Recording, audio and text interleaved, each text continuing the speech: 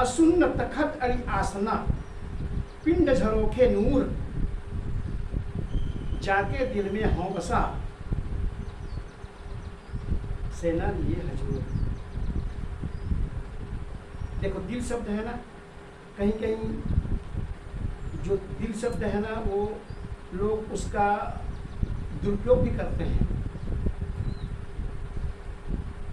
बहुत सारी पिक्चर जो बनी है वो दिल को लेकर के ही पिक्चर की लोग निर्माण किए हैं, पिक्चर बनी है वो।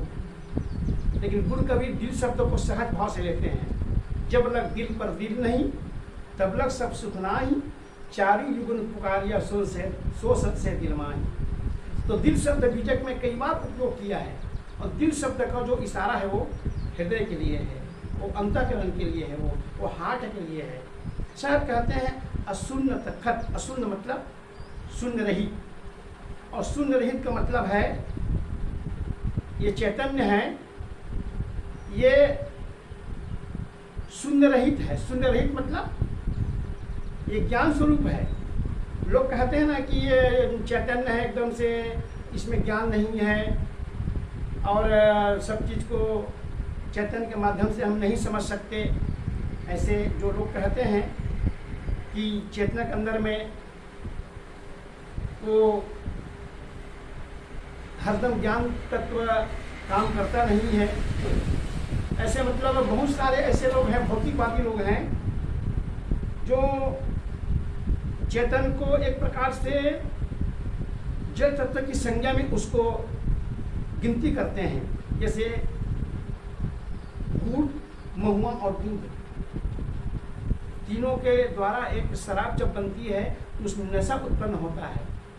ऐसा जो भौतिकवादी लोग हैं, जो वाम मार्गी हैं, वो लोग ये मानते हैं कि चारों तत्वों से ये चेतना उत्पन्न हो जाती है। चारों तत्वों से चेतना ऑटोमेटिक उत्पन्न हो जाती है, ऐसा लोग मानते हैं, भौतिकवादी लोग।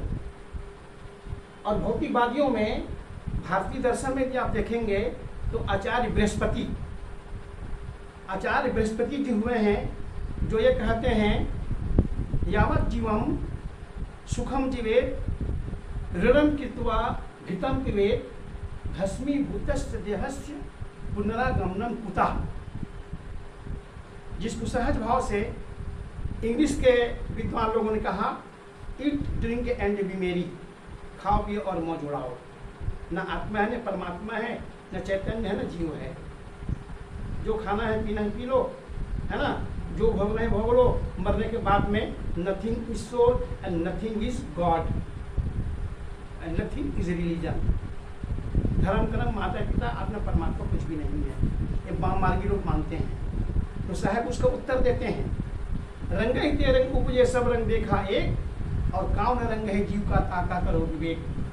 सब रंग की उत्पत्ति होती है लेकिन वो रंग ही है, वो जड़ ही है। लेकिन यहाँ पर साहब कहते हैं दिल, ये जो आत्म तत्व है, निजात्म तत्व है, चेतन का जो तत्व है वो दिल में निवास करता है। और साहब जी इशारा करते हैं जो दर्शन को दिल चाहिए तो दर्पण मांझत रहिए, जो दर्पण में लागी काई तो दरस कहाँ पे पाई।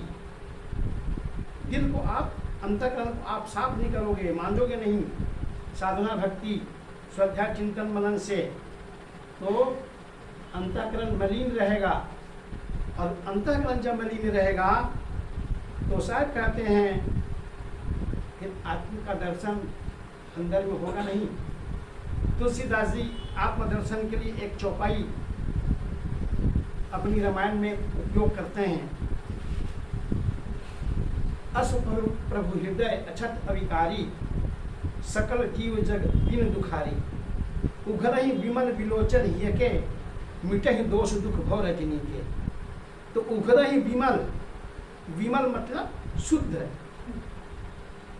आपकी उघरहि विमल विलोचन हियके, एक दिव्य चक्षु है जिसको आप खोल लोगे, उसको उघरहि मतलब उघारना, और उघारना मतलब नेत्र को खोलना। जो दिव्य चक्षु है, अंदर की जो आंखें हैं, विवेक विचार रूपी आंखें हैं, उन आंखों को जो आप खोलोगे तभी आत्म तत्व का आपको दर्शन होगा। कि बाहर आप देख रहे हो तो चरम चक्षु है ना, ये तो दुनिया को देखती है, ये आंखें दुनिया को देखने वाली है, लेकिन आत्मा परमात्मा को देखना है तो अंदर की आंखें आपको खोलनी होगी। साहब कहते हैं अशून्य तखत अड़ी आसना, जैसे कहते हैं देखो ये तखत है, इस तखत में मैं अड़ी बैठा हूँ, ठीक है, अड़ी बैठा हूँ ना। साहब कहते हैं अशून्य तखत, शून्य रहित तब निश्चिंत, यह आत्मा है इस शरीर में बैठी हुई है, ये चैतन्य बैठा हुआ है। आसन मार के, आसन शब्द भी बीजक में कई बार उपयोग किए हैं साहब जी। अशून्य तखत अड़ी आसना, अड़िग आसन, और अड़िग आसन क्या है? निश्चिंत, निष्कलंक, अमल, अखंड, अविनाशी, ऐसे तत्वों से विभूषित यह निज तत्व हृदय में निवास करता है। और पिंड झरोखे नूर, ये देखिए साहब जी कितने बढ़िया प्रमाण दिए हैं। आप जब रसोई घर का जब खिड़की आप खोलते हैं तो वहाँ से मस्त हवा आती है, और आप देखते हैं चित्रहार आपको सब दिखाई देती है, बाजार का पूरा पूरा चित्रहार, कहाँ कौन सब्जी को कौन ले रहा है, कोई कौन कौन सब्जी लाया है। यहाँ इधर खिड़की खोल लीजिए, अपन में खिड़की खोला था, एकदम मस्त पूरा खेत मस्त हरा भरा दिखाई दे रहा है, मन प्रसन्न हो जाता है, गदगद हो जाता है। इसी प्रकार से यह जो आत्मा है, निज तत्व है, ये इंद्रियों के माध्यम से, आपके पास कितनी इंद्रियां हैं? 5 और 5 10, 10 इंद्रियों के माध्यम से, जैसे आपके घर में खिड़की के माध्यम से हवा आती है, और कभी कभी जब सूर्य उदय जब होता है तो खिड़कियों से रोशनी आती है, झरोखा। और कभी कभी आप देखेंगे हम लोग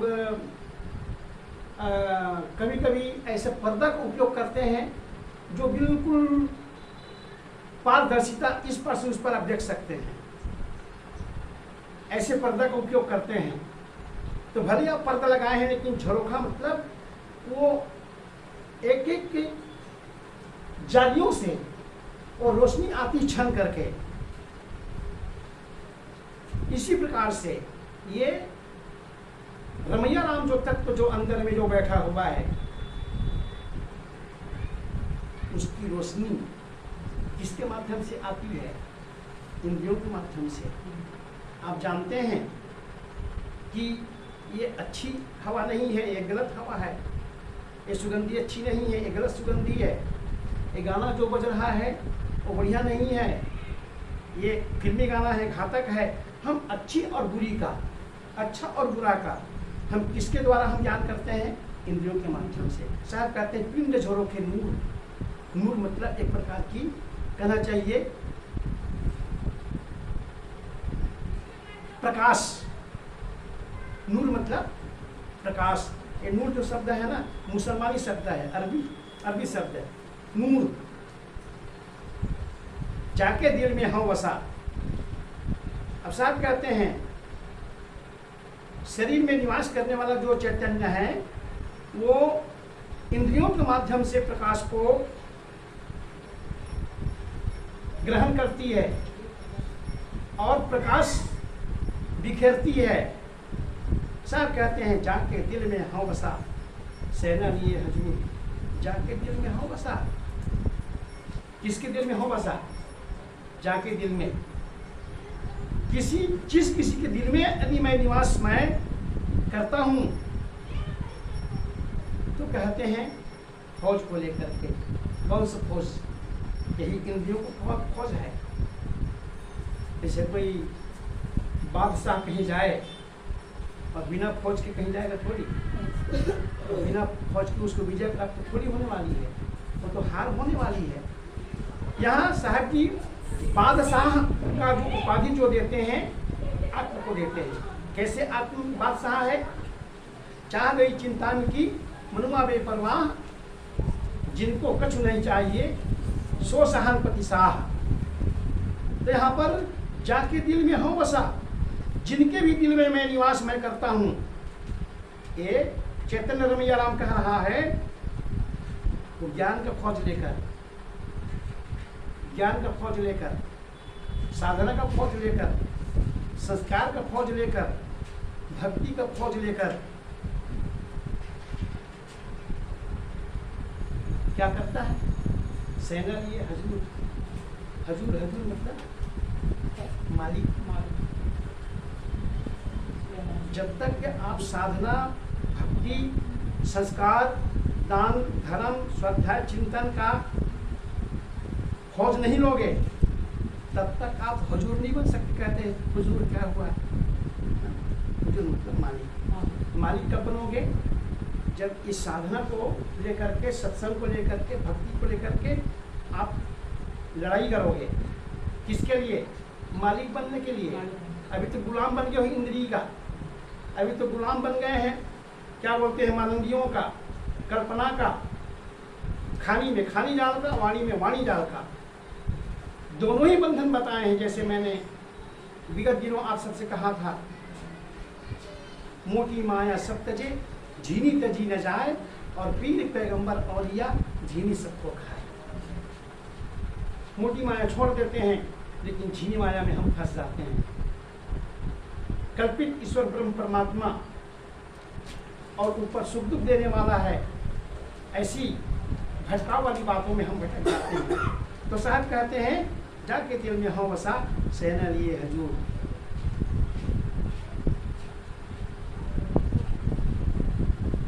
एक